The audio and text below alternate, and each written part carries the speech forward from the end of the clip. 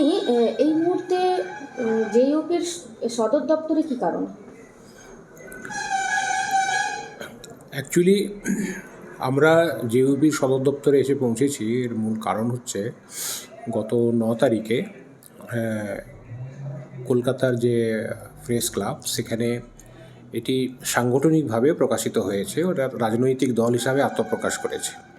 তো এটা শুনে আমরা খুবই আনন্দিত হয়েছি যে রুহুল আমিন সাহেব তিনি রাজনৈতিকভাবে পশ্চিমবঙ্গে তার যে আবির্ভাব, এটা আমরা খুব সদর্থকভাবে নিচ্ছি এবং আমরা ছুটে এসেছি এখানে, আমাদের এলাকা থেকে ছুটে এসেছি এই জেইউপির সঙ্গে কাজ করার জন্য।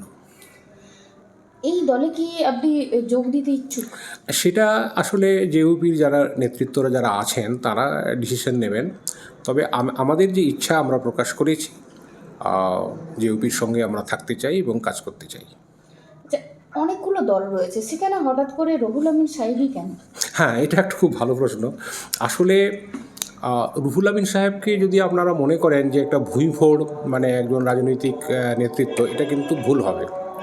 কারণ ইনি হঠাৎ করে গজিয়ে ওঠা কোনো নয়, মানে দল নয়, বা তিনি রাজনীতিতে তার আবির্ভাব এরকম হয়নি। তিনি একেবারেই শুরুতে তিনি একটা সোশ্যাল সংগঠনের সঙ্গে যুক্ত ছিলেন, একটা সামাজিক সংগঠন করতেন, মানুষের মন বুঝেছেন, দলিত, মুসলিম এবং সমস্ত মানুষের কাছে তিনি ছুটে গেছেন। মহিষাদলের সেই একটা দলিত বোনের উপরে যে অত্যাচার, সেখান থেকে তার রাজনৈতিক যাত্রা শুরু হয়েছে। তো সেখানে তিনি সবার কাছে সবাইকে আগে তিনি জরিপ করেছেন, তিনি ব্রেন ম্যাপ করেছেন, মানুষের সঙ্গে মিশেছেন, মানুষকে নিয়ে তিনি ভেবেছেন, সমীক্ষা করেছেন দীর্ঘদিন, বলতে পারেন কয়েক দশক। তারপরে তিনি রাজনীতিতে নেমেছেন, কিন্তু রাজনীতিতে নেমেও তিনি কিন্তু সরাসরি দল ঘোষণা করতে প্রায় তিনি 2 বছর নিয়েছেন। তো সেই হিসাবে অনেক পরিপক্ক তিনি একজন রাজনীতিবিদ।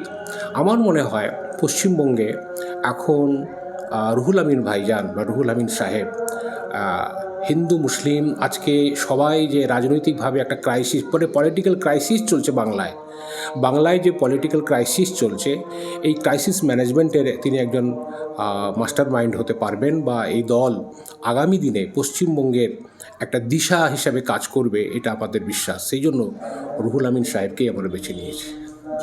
এত অল্প সময়ে কি জেইউপি কিছু করতে পারবে বলে মনে হচ্ছে আপনার?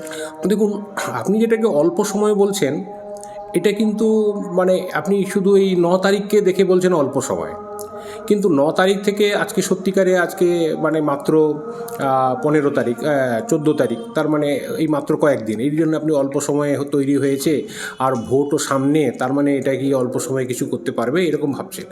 কিন্তু এর মাটিটা, এর শিকড়টা মাটির অনেক নিচে আছে। এই দলের যে শিকড়, সেটা কিন্তু মাটির অনেক নিচে, অর্থাৎ অনেক মানুষের হৃদয়কে স্পর্শ করেছে এই দল অনেক দিন থেকে। এটা শুধু এই আজকের হঠাৎ করে মনে হলো আর দল ঘোষণা করে দিলাম, তা কিন্তু নয়।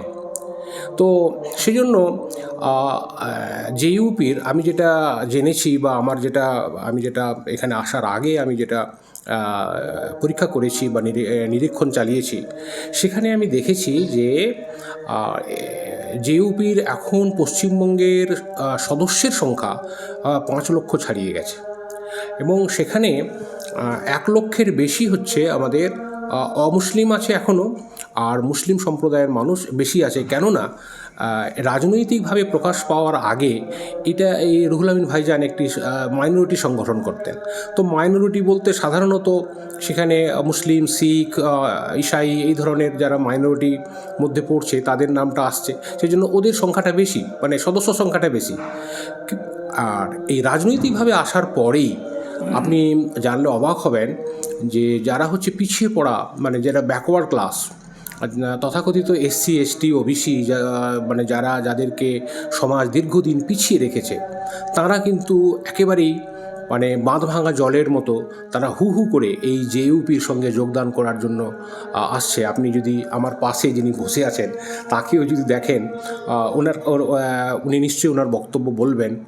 উনি কিন্তু দীর্ঘদিন প্রায় 50 বছর এই পিছিয়ে পড়া মানুষদেরকে নিয়ে কিন্তু লড়াই চালিয়েছেন এবং দীর্ঘ অভিজ্ঞতা তার মধ্যে রয়েছে। অতএব আমার মনে হয় না যে এটা অল্প সময় বা অল্প এরকম ব্যাপারটা নয়। আপনি দেখবেন যে দল দীর্ঘদিন ধরে কাজ করে থাকে বা কাজ করেছে বা কাজ করার অভিজ্ঞতা আছে, তাদের কাছে সময়টা ফ্যাক্টর নয়, তাদের কাছে আদর্শটা ফ্যাক্টর।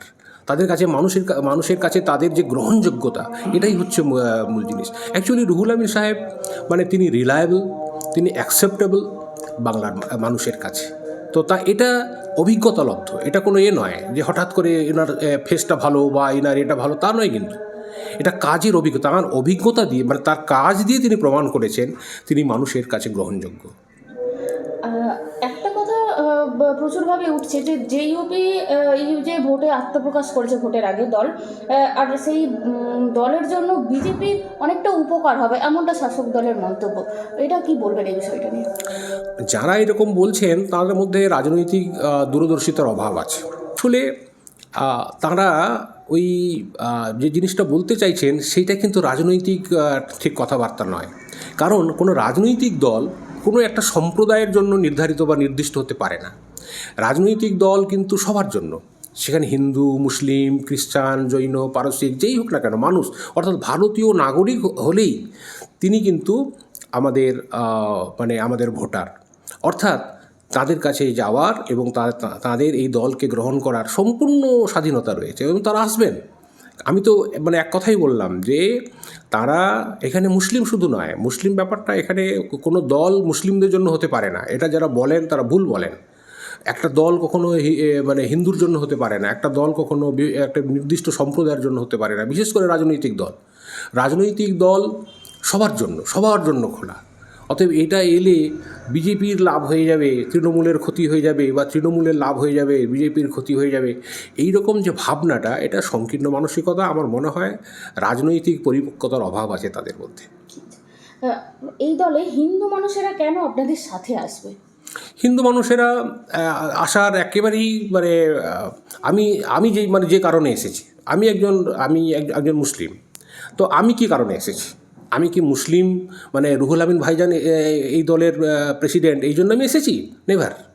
এখানে আদর্শগত মিল হয়েছে। উনি যে কাজটা করছেন সেই কাজটা সেই কাজটার সঙ্গে আমি একমত। এখানে উনি যে কথাটা বলছেন, উনি হিন্দু মুসলিম এইরকম তিনি কোনো বক্তব্য রাখেননি যে এটা হিন্দুর জন্য, এটা মুসলমানের জন্য। উনি কমন এজেন্ডা নিয়ে এসেছেন, মানবতার জন্য এসেছেন।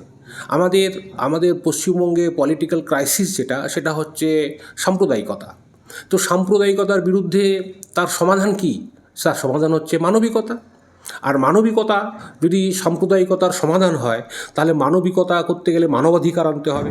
তাহলে মানবাধিকার প্রতিষ্ঠা করাই হলো রাজনীতি। তো এখানে ভাইজানের স্পষ্ট বক্তব্য যে মানুষের যে অধিকার, তার জন্মগত অধিকার, তার রাজনৈতিক অধিকার, তার সামাজিক অধিকার, তার বিবেকের অধিকার, তার একটা মানুষের মানবাধিকার বলতে যা বোঝায় সবই প্রতিষ্ঠা করতে হবে। সেখানে হিন্দু নেই, মুসলমান নেই, সবার জন্য এই মানবাধিকার প্রতিষ্ঠা, কমন মানবাধিকার, কমন হিউম্যান রাইটস। তো এটা প্রতিষ্ঠা করাই তার হচ্ছে লক্ষ্য। তো সেখানে হিন্দু মুসলিম এই কথাটা আসবেই বা কেন? আপনি বর্তমানে কোন দলের সঙ্গে যুক্ত? কোনো দলের রাজনৈতিক দলের সঙ্গে যুক্ত রয়েছেন? না, আমি এই মুহূর্তে কোনো মুহূর্তেই আমি কোনো রাজনৈতিক দলের সদস্যপদ আমি জীবনে কোনোদিন নেইনি। তবে অনেক দলের সঙ্গে আমার যোগাযোগ ছিল বা ওদের হয়ে অল্প বিস্তর কাজও করেছি। আমি শাসক দলের যে আমাদের একজন জেলা সভাপতি ছিলেন আমাদের জেলায়, পূর্ব মেদিনীপুর জেলায়, তার আত্মসহায়ক হিসাবেও কাজ করেছি। কিন্তু আমি কোনো দলের সদস্যপদ নেইনি বা দলের সদস্য আমি কোনোদিন ছিলাম না। আমার নাম শেখ হাসিকুল ইসলাম, বাড়ি হলদিয়াতে।